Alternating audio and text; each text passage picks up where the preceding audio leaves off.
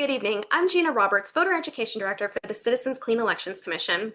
As the state's only nonpartisan voter education agency, Clean Elections is proud to sponsor these debates.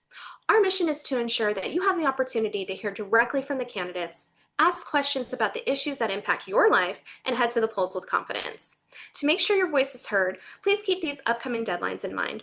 June 22nd is the voter registration deadline, June 24th, early voting begins, and July 21st is primary election day. A quick reminder, all registered voters, including independents, are eligible to vote in the upcoming primary election. If you're watching this debate live, we want to hear from you. You can submit a question for the candidates at any time using one of the following methods. You can email debates@kc-a.com. You can text 480-769-9511 or phone 480-937-1253. Thank you for joining us and for staying engaged in our democracy. For more resources to help you prepare for the upcoming July 21st primary election, please visit our website at azcleanelections.gov. Enjoy the debate. Good evening, and welcome to the Arizona Citizens Clean Election Debate for Legislative District 21.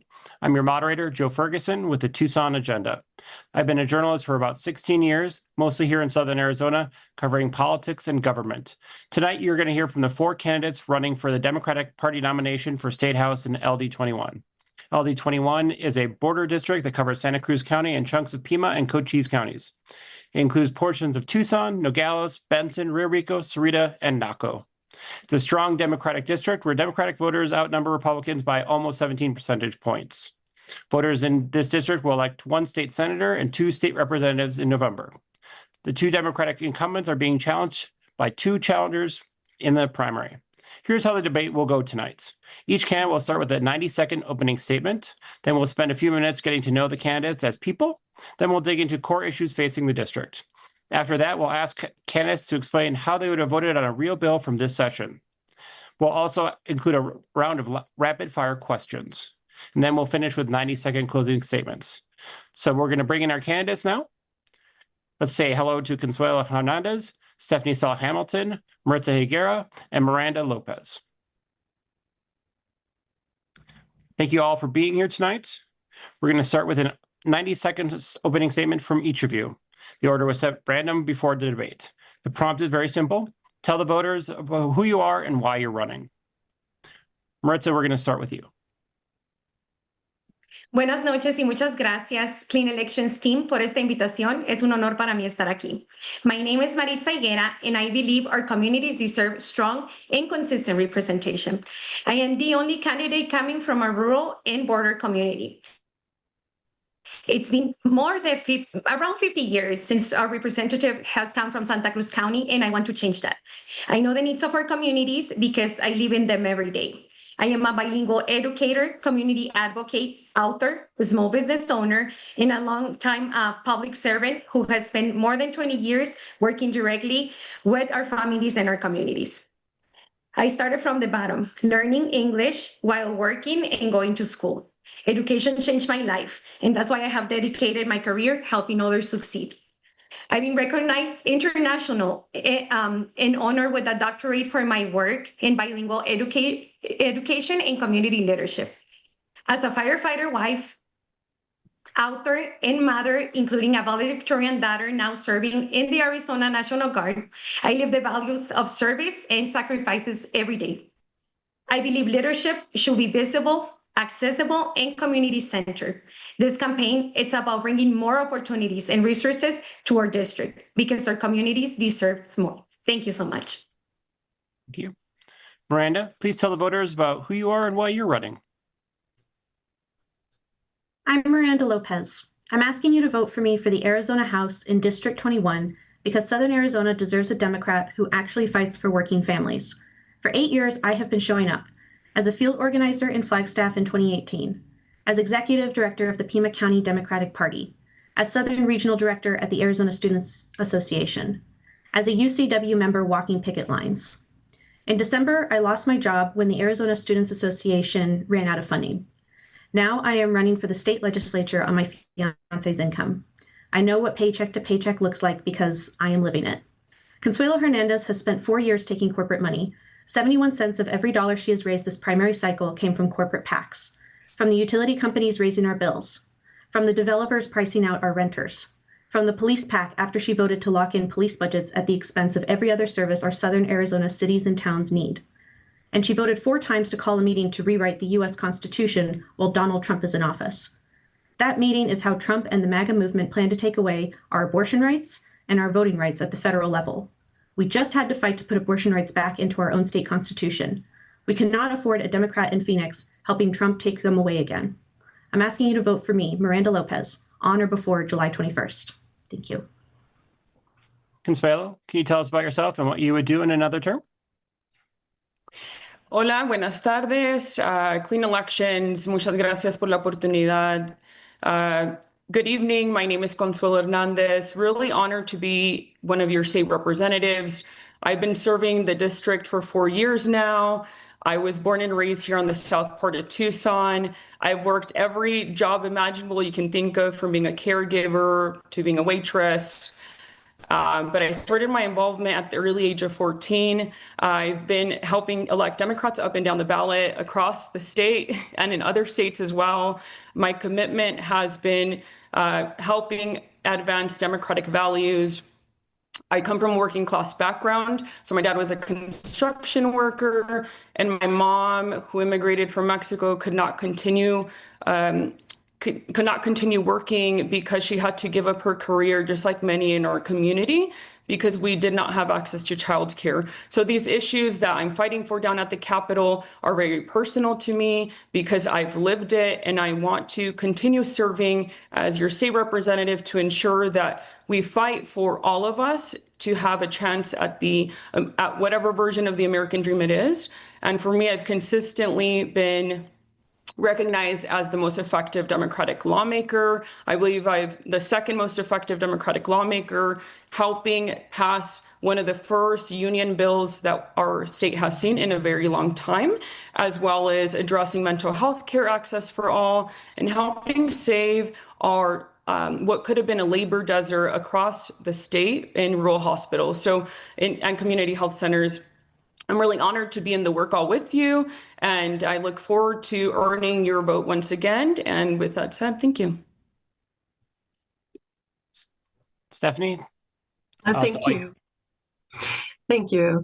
Good evening, everybody, and thank you, Clean Elections, the Arizona Agenda, and Joe Ferguson for making tonight's debate possible. I am State Representative Stephanie Stahl-Hamilton, and I am running for re-election in Legislative District 21. I was born in Northern Arizona, the daughter of educators who began their teaching careers on Navajo tribal lands. I spent my formative years in rural Arizona appreciating our state's natural beauty, the diversity of her people, and deeply understanding an inequitable power dynamic. I married a third-generation Arizona public school teacher, and after attending Princeton Theological Seminary to obtain my Master's of Divinity, we moved to Tucson and grew our little family of 2 to 5. My now adult children were educated in the Tucson Unified School District and are attending Pima College at the University of Arizona and George Mason University, all public institutions of higher learning. And as can be when our children are little, it was financially challenging to make ends meet. We did not have consistent, affordable health care and relied on WIC and access to provide for our young family. All the while, I was working several part-time jobs while my husband taught full-time and picked up side gigs here and there. It was that struggle which caused me to wonder what the families were doing who had less privilege than I did, and caused me to see how much power the Arizona legislature held to shape the everyday lives of our people, and how disproportionately those who are the most vulnerable are affected.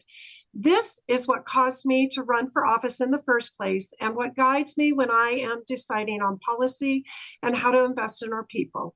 I know personally how one misfortune can change a whole person or family's trajectory, and so I ran for office to help create a trajectory of investment, stability, and promise for the people of Arizona. Thank you. Thank you, Stephanie. Appreciate it. We're going to move on to a section about you. So I'm going to ask candidates to stick to comments about you and yourself so we can get to know you. We will get on to the politics of this debate soon enough. So I want to learn about your policy about not your policy positions, but what shaped you, how you think, and what you would do if you became in office. Each candidate will get 90 seconds. And the first question will go to Stephanie.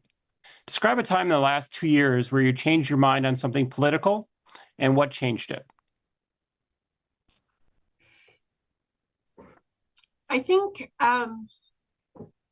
one of the, most crucial, well, it's not most crucial, but one of the policies that I think Arizona is still grappling with that I came into this position not really having to deal with, and that is the topic of cannabis. Before I ran for office, Arizona started to legalize medical cannabis use and knew that the people were pushing for recreational use as well. And not having had a lot of experience in carrying narratives of my youth, I got to work and started looking into what could happen if we were to legalize cannabis. I went to a dispensary, spoke with a bud tender. I met with people in the industry. I toured grows, and I talked to people in the business community to realize that this is something that people clearly in Arizona, a direction they wanted to move, and how could we best utilize a move to legalize to serve our people. And it's not that I didn't want to legalize it before, it was just something that I didn't know anything about and knew that I needed to challenge the narratives that I had been given as a child and a young person growing up. And certainly it's an issue that I came to be a leader on in my votes. Thank you. Next up, Miranda, it's the same question for you.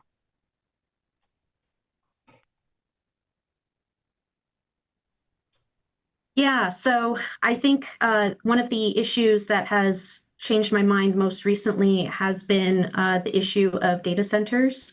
I really got involved with the Project Blue data center that they have been trying to build here in Tucson, that they've kind of overrun the will of the citizens here. But before Project Blue happened, I wasn't necessarily aware of data centers or how they could really pose a risk to the community.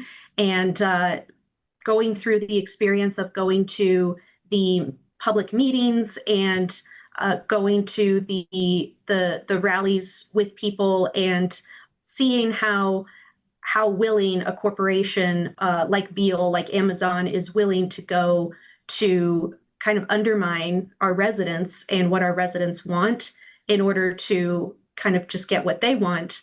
It really opened my eyes to, oh, this is something that's not just changing very quickly over the next couple of years, but it's something that's very much going to impact us living here in Arizona, especially with our water reserves are going to start to be limited. And it's something that we definitely have to take action right now over. Thank you. Maritza, I have the same question for you. Thank you. Just summarizing a little bit of everything in my life, right? I was I am a U.S. citizen, and I went back to Mexico, and I lived there for 18 years. When I came back, and I learned about when I came back and I started learning English, reading, writing. I also started learning about all these opportunities here that comes within our areas in our district. What it changed my mind about new and different perspectives. It's I am a teacher.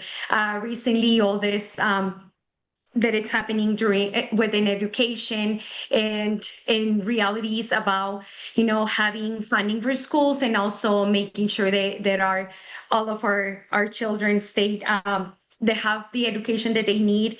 As a first responder mom, as a first responder wife, having a husband that works in the fire department, and as a rancher, making sure that our clean water, it's here and it's protected. It was a little bit of everything. And I'm sorry, I think I started to direct or to rough mixing a little bit of everything. But what opened my eyes, it was more about making sure that we are voting and that we are knowledgeable about the things and the changes that happen within our education, within the needs of our first responders and clean water. Thank you. Consuelo, we're going to have you wrap up the section. Do you need me to repeat the question? No, I just want to say my experience as just finishing up my first year of law school has completely changed the way that I see the bills that we're writing that will have an impact either positively or negatively at the state capitol. But it really, it didn't change my mind, but it really made me question what is our Constitution if Trump does not respect it. And I was sitting in our Constitution class and learning about everything and our history, and it just to see the last 2 years, you said the last 2 years that has shaped me, just to see even just this past year how every single thing that I've learned in my classes has been thrown out the window and not respected. So that's completely shifted my mind on like what is real and what isn't. And I know that our constituents are also in the same boat, and we're lawmaker. I'm a lawmaker, right? Like I get asked all the time of what are we doing if Trump and Republicans are not respecting our Constitution? So that's what's completely shifted my mindset and understanding of how the system works, and yeah, that it's just a piece of paper that is currently just a paper to them. So the next question, I'm going to be asking you about a Republican that you actually respect and what you respect about them. You'll get 90 seconds, and we're going to start with you again, Stephanie. Yeah, thank you. There are a couple of Republicans that I work very closely with, and that is the first criteria and agreement, is that we work with each other respectfully. I may not agree, and I may not always appreciate what they have to say or the ways in which they say it, but there are a couple that I truly respect. TJ Shope, Senator Shope, is somebody that I had a chance to work with when I spent a year in the Senate. And he and I often would sit in the members' lounge and have conversations. We served on the Natural Resources, Energy, and Water Committee together. And when it was time for us to repeal that 1864 abortion ban, I knew that Senator Shope was going to be one of those votes in the Senate. And I respect the stance that he had to take and the heat he had to take in order to make that vote. I work very closely with the chair of the Appropriations Committee. And Mr. Livingston is somebody that a lot of people really like to hate on and say a lot of things about. But over the years, we have worked on policy together and have seen eye to eye on certain things in the insurance world. And there is always an open door and room for conversation. We hardly vote the same way, and we can be honest about that. But he is one of those, as the ranking member on Approps, where we agreed that that committee would be run with respect and consistency, and he has honored that. Thank you so much. Consuelo, same question. Yeah, my parents taught me that in order to get anything done, whether it was a state capitol or not, you have to be respectful of others. And I've carried that with me in every room that I've walked in, from being on the Sunnyside School Board to the state capitol. I respect my colleagues all equally. I think what's important is to recognize what it takes to get stuff done, and you have to be, you have to have the temperament, first off, and you also have to be willing to work with others. So I think it's very telling of who on here has the capability of doing that. I'm one of, like I mentioned, one of the most effective lawmakers in our state. And I'm really proud of that. And the only reason I've been able to do that and to get historic wins for our train workers, to our bus drivers, getting hearings for the first time ever, is through my ability to work and talk to everybody, because District 21 needs and deserves representatives who are willing to put their personal politics aside. Because I can't come back every 2 years and ask you in good faith for your support if I can't deliver. So I'm really proud of my record, and I will continue to work with everyone. And that includes everyone from my side of the aisle as well, just like I have been. But that's why I've been able to get 3 bills across the finish line to Governor Hobbs's desk. And they've been for the transportation unions, like Smart Union, Teamsters, that I was really proud to work with, and as well as the mental health care community, to close some gaps in our broken mental health care system. We're over time, so we're going to move on to Maritza for the answer to the same question. Thank you. I don't have any names with me right now. I'm not elected yet, but I am a person that is willing to work with everyone as an educator, business owner. I always been open to talk to everyone and make plans and work together. I own a business here at, in Rio Rico in a rural community, and when we're working together, where we're making plans for our communities, and we're doing something that will benefit everyone, we don't really ask which parties are we working, who we are, and what is our background. We roll up our sleeves, we work together as a community, and that's why I'm here. I'm here to work with everyone, regardless our party, and to work together to bring more opportunities for our district, rural and border communities. Thank you so much. And we have one more person, Miranda. Name a Republican you can actually respect, and what do you expect about them? The Republican I respect the most is probably my dad. And that's really been the best way that I've been able to really get along with a lot of other people who don't necessarily share the same views as I do. I love him very much. We have definitely some different opinions about things, but at the end of the day, like, we love each other and we're family, and that's all that really matters. And that's kind of the energy that I took with me when I went to the state legislature to pass a bill that unfortunately we didn't get it through committee, but it would have put a cap on presidential salaries for public university presidents here in Arizona. We found a Republican sponsor for the bill, Senator Farnsworth, who we had a lot of great meetings with. And so that's really what bipartisanship is. It's not siding with Republicans 155 times on their agenda. It's actually just working together on the issues that really matter. Thank you so much. Okay, we're going to move on to our last question of this round, and it's about if you weren't going to be in this race, what would you be looking for in a candidate to get your vote? So we're going to start off with you, Consuelo. What would you be looking for in a candidate? Sure. So definitely someone who's accessible in the community. I also think it's important to have people who were born and raised in the community. I left the university and decided to come back to my community and make a difference. The only way that you can truly understand the needs is if, like, you're from there. And that doesn't mean moving around from district to district to run, but that means that you're from the district.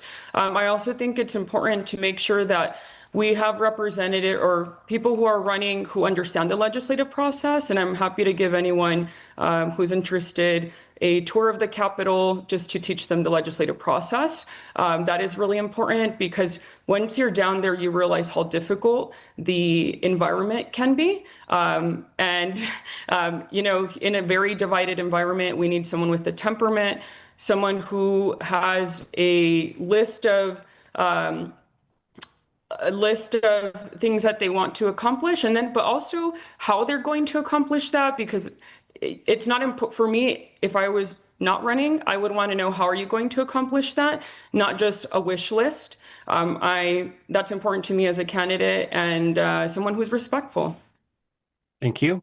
Stephanie, same question for you. I would look for somebody who first and foremost is willing to listen first and speak second. Somebody who has a good sense of themselves and knowing what they bring to the table, but also knowing, having the ability to interpret the landscape.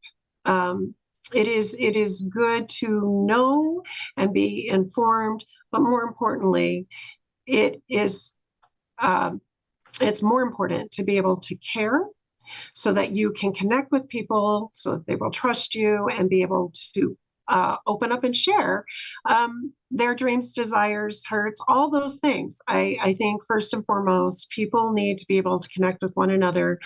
And I would look for somebody who puts a compassionate foot forward first, and then can back it up with an ability to learn and to problem solve.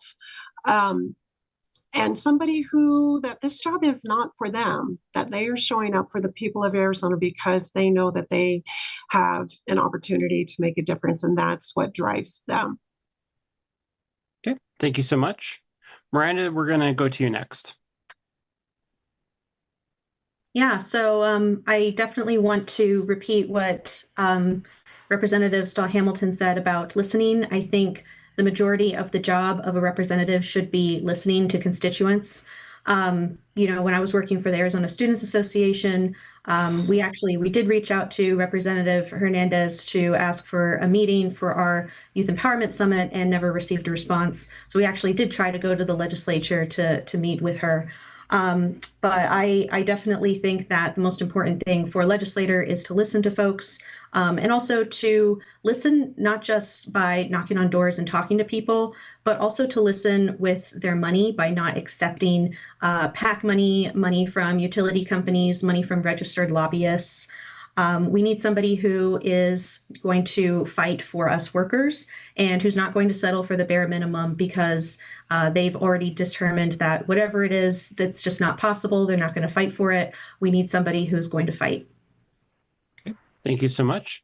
And Marissa, you're the last person on this question. Go right ahead. Thank you. Thank you.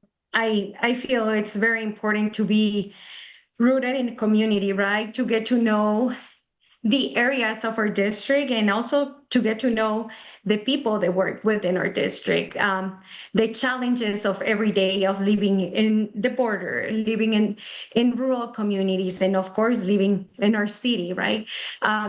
Just making sure that we can sit down, collaborate, work together as a team, make sure that this team effort goes all along all of our to all of our district 21, and making sure, of course, yes, that we are good listeners, that we are great at getting to know what has been working and how can we continue to move forward, because it will be very, very important to continue to bring more and more within our district. We, as a resident of a border and rural community, I've seen, again, teachers, community leaders, nonprofit organizations, that we need more support because we're supporting a wonderful people within our community. For me, it will be very important just to make sure that we can sit down at the table of discussion and work together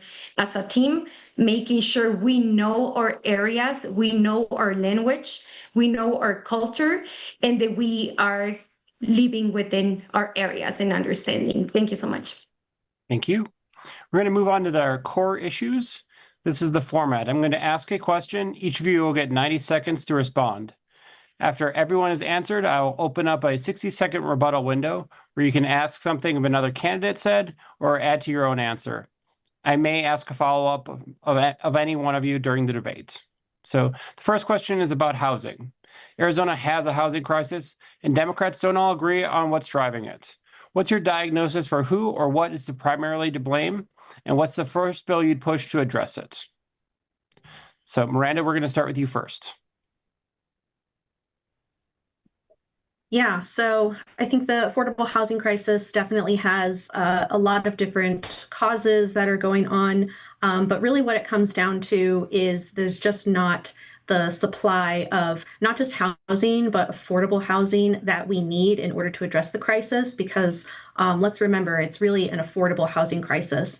It's not that there isn't, building of housing going on. We actually have an apartment complex that's going up a couple of miles away from where I live. But it's one of those higher end fancy places. It's probably going to be at least $2,000 a month, if not more. And that's just not affordable for working people. And so there's a couple of things that we can do at the state level to address this. One is to actually increase the housing supply, and we can do that by incentivizing developers to build middle housing specifically. And that can be done through easing the red tape that they have to go through, potentially subsidizing materials, things like that.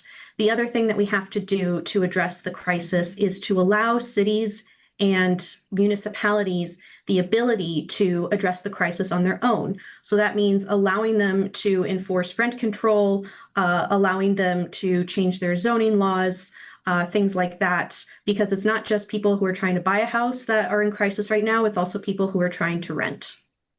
Thank you so much. Stephanie, we're going to ask you the same question.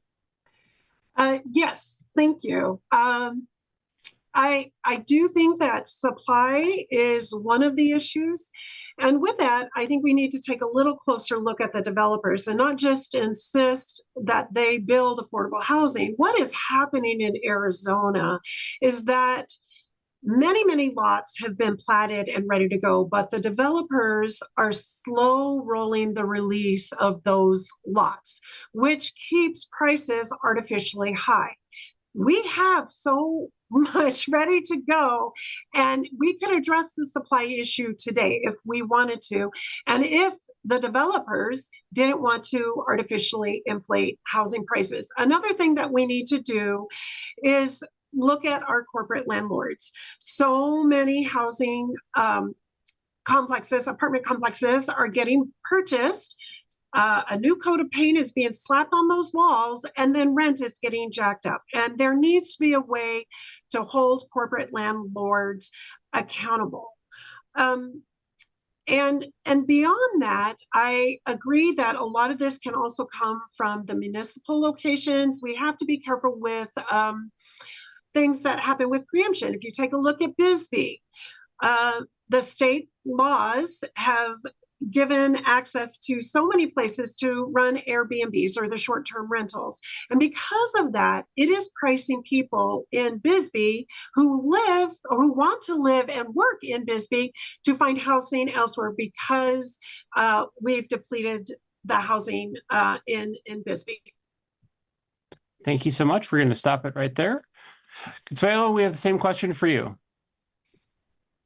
Sure. And addressing the housing shortage, you said, or affordability? We did not put a blame on it because not all the Democrats agree. Let me restate the question. Okay. Arizona has a housing crisis, and Democrats don't all agree on what's driving it. What's your diagnosis for who or what is primarily to blame? And what's the first bill you'd push to address it? Sure. So when we're looking at the issue when it comes to the housing crisis, we need to remember that not a single government entity is to blame. There's federal funding, there is state funding, and also, like was mentioned, local municipalities who have the ability, partly because there's been so many preemptions, but they also have the ability to increase the affordable housing units available. I think one issue that's been missed when we talk about housing affordability is that we're living in a state at the moment where the most affordable housing, especially in our district, has now become manufactured housing.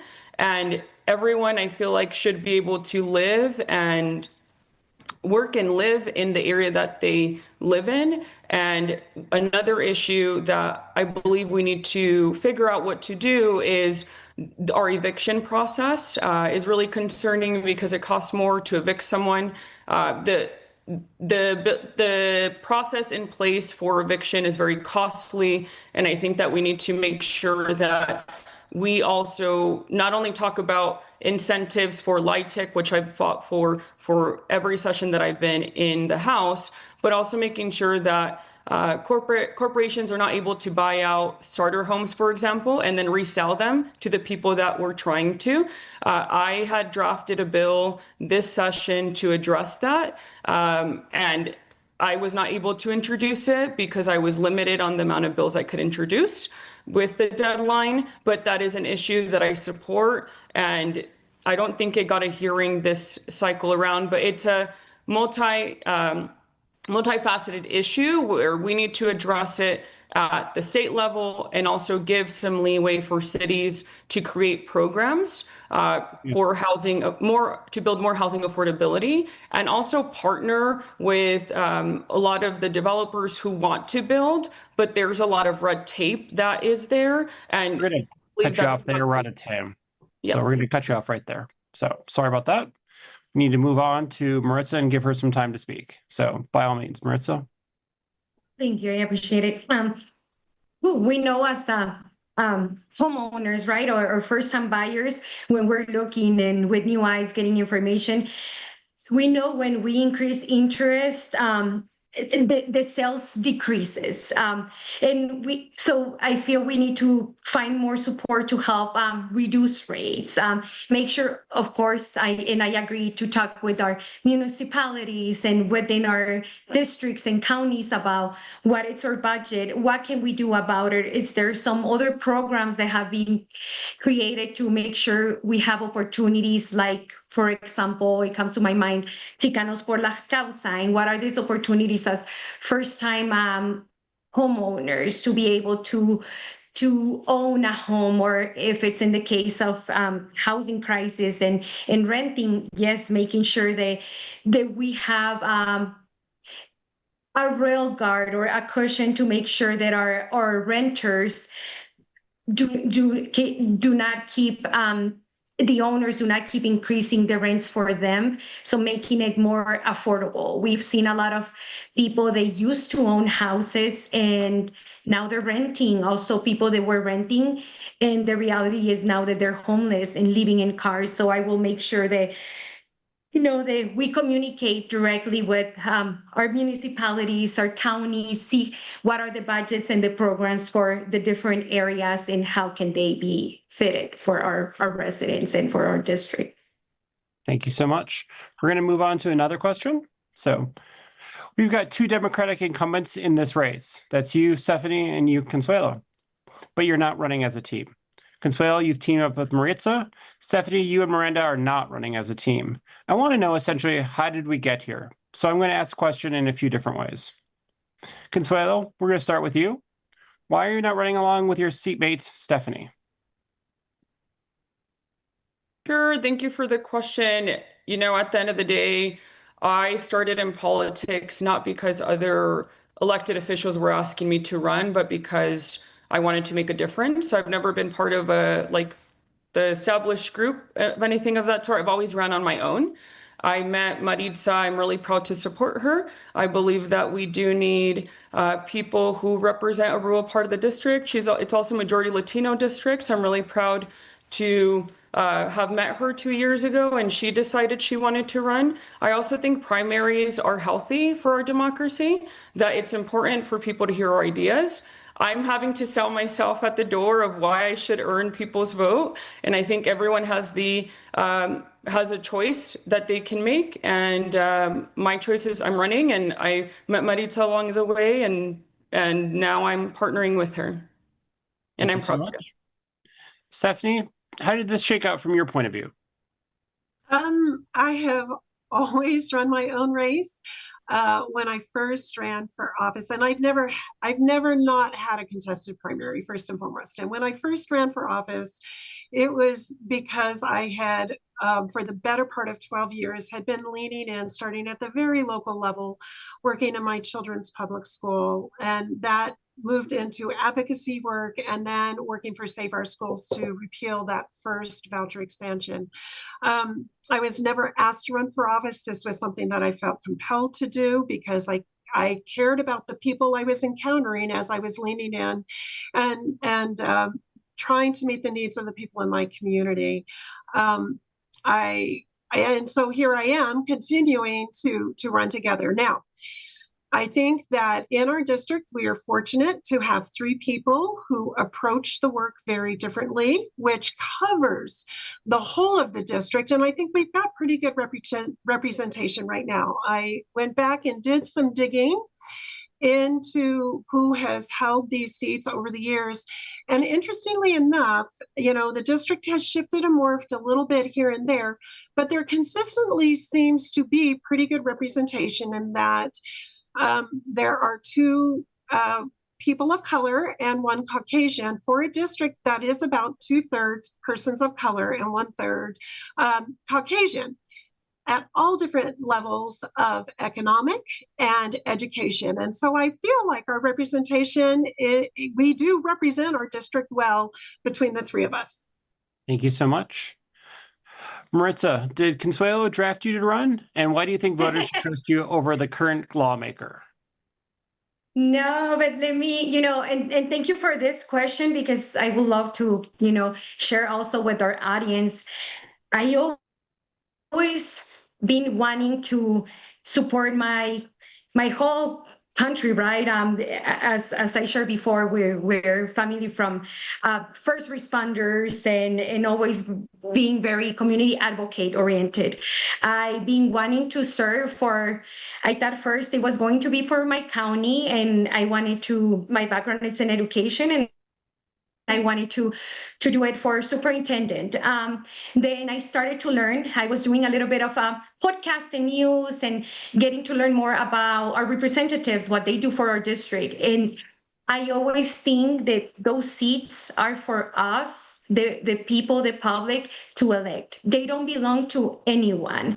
And I feel also that we need more and more within our border and district communities. I introduce myself to all elected officials with respect, sharing, I want to do this, and, thank you for running, but I really want to do this. It's hard. I know it's hard because I'm seeing it with new eyes. Some people just smile at me and some say good luck. But Consuelo Hernandez told me, like, okay, if you have any questions, let me know. And of course, I had a ton of questions. I started introducing myself, thinking about what I wanted to do for my district, for my communities. And that's how, we ended working out together because he was the person that supported my journey. Thank you so much. Okay. Miranda, how do you feel about all this? And did you ask to team up with Stephanie? Yeah, so really the reason I jumped into the race is because over the last 4 years, Representative Hernandez has sided with Republicans over Democrats 155 times. And through that process, in addition to helping get the encampment ban passed in the state that does not allow encampments on college campuses, she basically lost my vote, and I decided that I wanted to see somebody who was very progressive, very young, running for this office to really represent the best that this district has to offer. And I thought that person should probably be me. I have a lot of experience with working on campaigns. I have experience with going to the state legislature and talking to politicians and making connections. And so I thought, why not?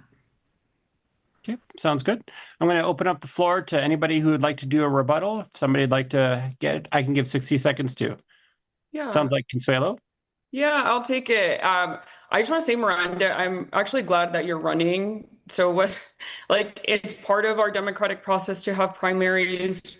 Congratulations for taking that step. It is tough work to run. Everyone on this Zoom call knows that, the amount of work and the amount of time it takes. And with that said, I am young, 34 years old, and I'm really proud of my record. And I would love to invite you to the Capitol, Miranda, whenever you have time, just to give you an insight on how the system works, because if you were not aware, most of the bills that get heard are Republican bills.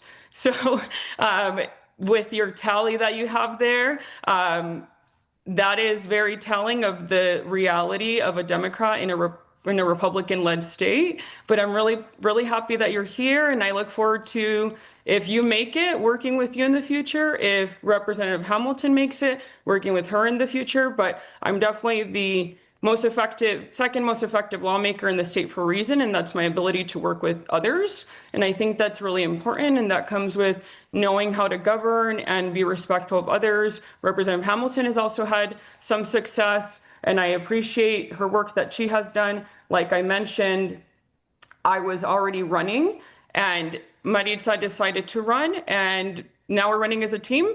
But everyone is welcome to run for office, and I'm really proud that we have that ability. Somebody else want to rebuttal as well? I don't hear anybody, so I'm going to move on to our... Sorry, didn't rebut.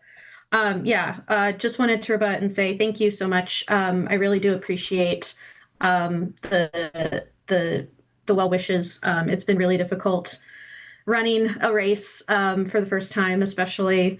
The only thing I'll say is that, I know that there are a lot of Republican bills that are going out into the state legislature. It's majority Republican right now. But that doesn't mean that we have to vote in favor with the Republicans. Like, we can always say no. Thank you so much. And sorry, can I answer something? We are give one rebuttal per round, so Okay. But there'll be time, I promise. There are closing time before you can do it. A quick reminder, you can submit your question to the candidates at any time. Email debates@kc-a.com, text 480-769-9511, or call 480-937-1253. Our next question is a bit from the audience, and it has to do with campaign finance reform.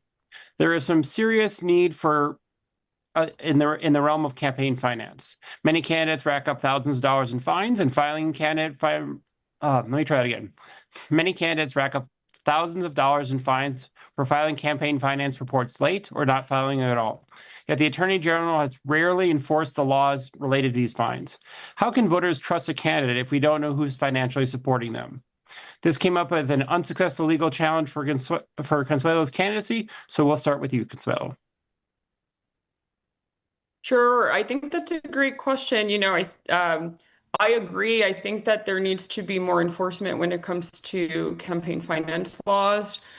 We've seen there's been lawmakers who've abused the system with clean elections. I run and fundraise my own money, just like everyone here. And I think everyone on this call has taken lobbyist money probably, or PAC money. There's union PACs. But for the person who asked the question, there's a campaign finance law where we have to disclose every donor and every dollar that is spent, and I have done that. The reason why there was a delay in my submitting my finance report is my dad passed away last year. So there was a delay, and I took care of that, but I'm also supporting a bill, I believe, that's coming through the pipeline, because there are many, many candidates who have filed late, and it's like $10 a day, I believe, something along those lines. So it can happen to anyone, and hopefully it doesn't happen to you, but it's a part of the process, and I have disclosed everything. Okay. Thank you. We're going to move to you, Stephanie. Same question. Yeah, I do think that there should be some teeth to the system we have in place to hold candidates and electeds accountable.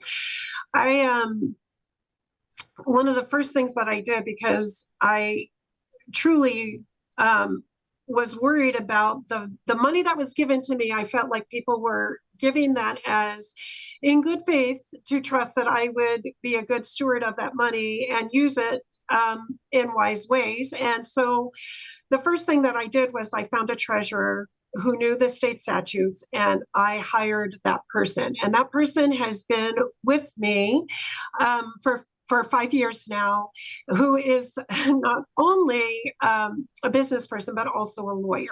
And he has always told me it is my job to keep all of us out of jail, which, you know, that was the first thing he said. And I thought, oh my gosh. But clearly, as we can see, there's not a lot of recourse when finance reports go unfiled.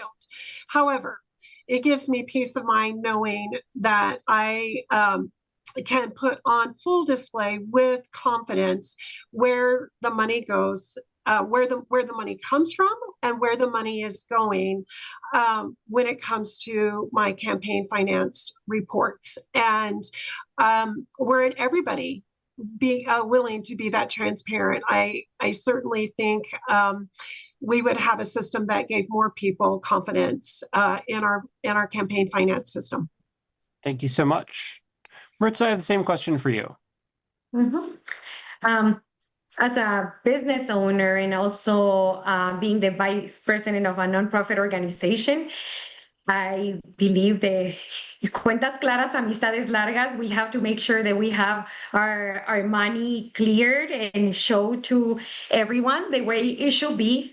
I don't see a problem why not to support making sure everything is clear, everything is going through a statement, and it can be public. I totally will agree with that. If we are here running for any elected, for any position, we have to do it because we want to bring more for our counties, for our district, for our whole state, and obviously being clear and making sure we're transparent and we don't have anything, you know, in our background that might be fishy. We'll talk right about, you know, the person that I am. I agree. We have to make sure that we have our money posted to where it should be, and making sure that we exercise, you know, that if we're running and people are supporting us, showing where their support went. I'm very proud of having very small amount of dollars that friends, family, teachers have, and I'm very proud of showing this is where it's going. Thank you so much. Miranda, I'm going to ask you to clear out the round on this question.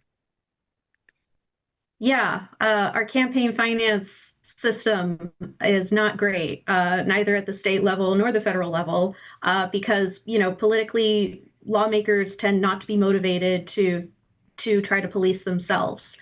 That being said, that's definitely something that I would focus on, is trying to create a system where lawmakers, whether they're in the Arizona House or the Arizona Senate, will face actual real consequences if they do file late, or if they not if they file incorrectly, but if they file incorrectly and then it's not like fixed after a certain amount of time. Me personally, I have not taken a dollar from any corporate PACs. Political action committees can be for unions, but they can also be for things like utility companies, larger corporations. And a lot of times it's hard on the back end to see if someone is accepting money from a PAC, to see, well, who is then giving that money to the PAC to give to the candidate? And that's definitely something that could be a lot more transparent. Thank you. Does anybody want to rebuttal this round? I know we're running a little bit late, but I'll offer it to anybody who needs it. I don't see anybody, so we're going to move on to our lightning round. Oh, I'm sorry. I take that back. No lightning round. We're going to ask everybody to explain your vote. So we're going to switch gears. And before tonight's debate, each candidate received 3 actual bills from this legislative session. I've picked HB 25080, ESA oversight, for them tonight. Here's how this works. I'll read a short summary of the bill. Each of you will have 1 minute to tell voters 2 things: how you would have voted and why. There will be no rebuttals in this round. So the bill is HB 25080. or 2580, excuse me, ESA oversight. Joe, we weren't given that bill, so I don't know if you're reading off of for another debate. Happy to look it up, but No, I don't want to. We're no surprises this round. Nobody got 2580. No. My We got apologies. all Senate bills. We got 3 Senate bills. Not sure why you got that. I apologize. Rather than spring this on everybody, I appreciate you speaking up, Consuelo. We're going to move on to the lightning round. Okay. Again, my apologies to all of the candidates. This is a segment that runs with only for just yes or no questions, 15 seconds. I will cut you off after 20. So these are just real rapid fire. And again, I just want a yes or no question. So first question is true or false? Katie Hobbs is too moderate. Consuelo? No, I think the voters have proven that that's who should be elected, and I fully support and back our governor. I don't think she's too moderate. She's been fighting for working class families since her career. Thank you. Maritza? I don't have a yes or no answer for that, but I have seen her work and I'm very proud of the work that she has done in the past and continues to do it. Stephanie? I don't know how moderate can be to anything. Moderate is middle. And what Governor Hobbs has had to do is she has had to govern a state that runs the spectrum of extreme conservative and extreme progressive. And I think she strikes a good tone in representing all the people. Okay. Miranda, we're going to close with you. True or false? She's definitely a moderate. You know, she's still a Democrat, and I fully support her. But she's definitely a moderate. Thank you. Question 2. It's going to go to Maritza first. Name a road, a bridge, or an intersection in the district that has been broken for too long.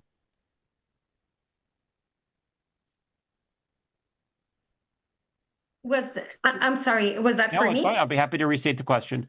Name a road, bridge, or intersection in your district that's been broken for too long.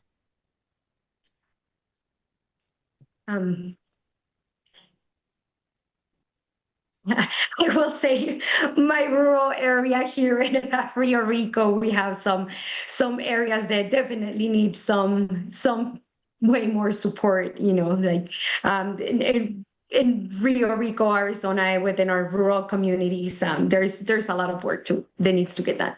Thanks. Stephanie, same question. Yeah, Ruby Road down south, the 22nd Street Bridge and Tucson are 2 that come to mind. Thank you. Miranda, how about you? Yeah, I was going to say 22nd Bridge, but they're working on it right now. And then just almost every neighborhood has at least 10 potholes, I'm pretty sure. Last count. Okay. And Consuelo, we're going to ask you to close out the round. Sure. I will also agree. Ruby Road, I was really proud to secure funding to help contribute to improving Ruby Road last year. And for every year, I've been fighting for funding for our roads and infrastructure. Thanks. Okay. Question 3. What song has been stuck in your head this week? Stephanie, you want to start us off? Oh, first time in San Juan. Okay. Miranda, how about you? What has been in your head lately? I have been listening to the new Casey Musgraves album on repeat. I really like Middle of Nowhere. It's great. Maritza, how about you? With new eyes here and posting pictures, I always listen to Let's Get Loud, Let's Get Loud. Appreciate the musical accompaniment. Consuelo, I don't know how you're going to top that, but give it. So my choice of music is all over the place, but Ella Langley choosing Texas, but I choose Arizona though. It's on repeat, but my heart is in Arizona. Fair enough. Okay, we're going to go to closing statements, and we'll have 90 seconds, and we're going to use the same order that we started with, which means that Marissa, you opened, so you'll close first. And I'll give you 90 seconds for your closing statements. Thank you very much. And, you know, I know we heard many ideas and perspectives, but at the heart of this election, I feel that we have an important question to ask: who will continue showing up for our communities after our campaign is over? I am not running to hold a title. I am running to be a strong voice for our border and rural community that deserves real representation, more resources, and greater opportunities. I feel District 21, it's a unique border district with unique needs. Our communities deserve representatives who truly understands the people, the culture, the language, and the realities of our region, because they live in it too. I believe leadership means listening, collaborating, and standing with people serve and not against them. Our representatives should not be divided our communities by targeting families, spreading fears about immigration, and they should be fighting to pass laws that support working families, that strengthen our schools, improve our healthcare, create economic opportunities, and protect the people that they were elected to serve. We need leadership that speaks our language, understand our neighborhoods, and to stay present long after campaign season ends. We're not just coming here to door knock, during election and then leaving. Our district has incredible potential. We have working families, talented students, dedicated educators, first responders, small business owners, and community leaders who deserve more. There is so much work to do, and I'm ready to roll up my sleeves and get to work since day one. I will be honored to earn your support together, just to bring and more opportunities within our district. Please vote for Maritza Higuera, y muchísimas gracias por su atención. Thank you so much. Miranda, it's your turn. 90 seconds. I'm Miranda Lopez. I'm asking you to vote for me for the Arizona House in District 21. Tonight, you heard from a Democrat who has taken 71 cents of every dollar from corporate PACs and corporations, who has voted with Republicans against her own party 155 times, who put her name on a resolution to call a meeting to rewrite the U.S. Constitution while Trump is in office, in a state where we just fought to put abortion rights back into our own Constitution. I have not taken a dollar from corporate PACs. I have not taken a dollar from utility companies, the Arizona Realtors Association, or housing developers. My campaign is funded by Southern Arizona neighbors writing $10, $20, and $50 checks. That is the campaign I am running, and that is the representative I will be in Phoenix. My great-grandfather was a copper miner in Bisbee. I am a new homeowner. I am a proud UCW and DSA member who has walked picket lines. I lost my job 2 weeks before Christmas. I am one of you. That is the choice in this race: a representative who shows up for Southern Arizona, or one who keeps showing up for the corporations writing her checks. I have spent 8 years showing up when institutions have failed to show up. I want to spend the next term doing the same in Phoenix on behalf of the working people in District 21. I'm asking you to vote for me, Miranda Lopez, on or before July 21st. Thanks. Thank you. Next up, Consuelo, you've got 90 seconds. Yeah, I just want to say muchas gracias a todos por ser parte de nuestro camino. Para reelegirme, Consuelo Hernández, I've been honorably serving this district for 4 years. As mentioned, I am one of the most effective Democratic lawmakers in a divided Republican state. I encourage everyone to be involved with the process, but I've been doing this work since I was 14 years old, helping elect Democrats up and down the ballot.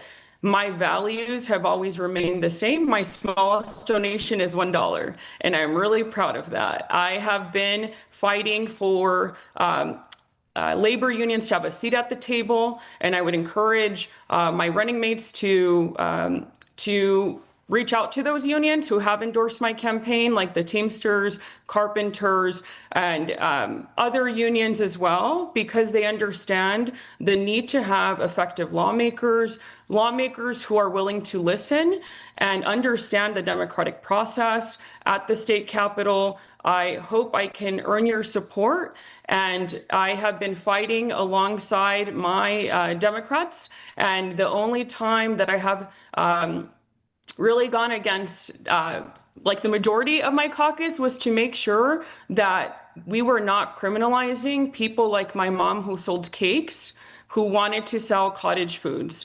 We bite tamales all the time, and I was really proud to have stood mostly alone, along with 2 or 3 other Democrats who are willing to stand against everybody. And it takes courage to do that. And I have the courage, I have the experience, and I am backed by unions. I am backed by teachers as well. And my lived experiences have taught me to never leave anyone behind. And that's why I came back to my district after I graduated from college to make sure I brought other people along the line with me. And I've continuously done that to not only bring up people in my district, but everyone across Arizona to give them a fighting chance for their shot at the American dream. And I hope I can earn your support along with Maritza Higuera. Thank you.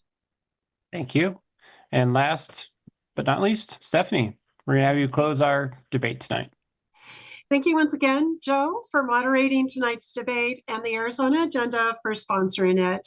And thank you, Clean Elections, for your commitment to keep our elections free and fair. I want to thank all of the candidates for an hour of robust conversation. It has been an honor and a true joy these last 6 years to serve the people of Arizona as one of your elected representatives. I've been fortunate to see my work come to fruition, knowing that because I showed up, people in my district and throughout the state will have fewer challenges in their lives. Not only have I delivered on constituent services, I've had several bills make it to the governor's desk for signatures.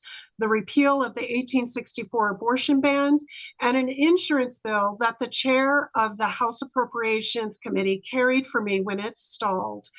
I was happy to have that bill make it to the governor's desk, even if my colleague picked it up and ran with it. I am here to serve the people of Arizona, and so I took an opportunity when it was presented to get the job done.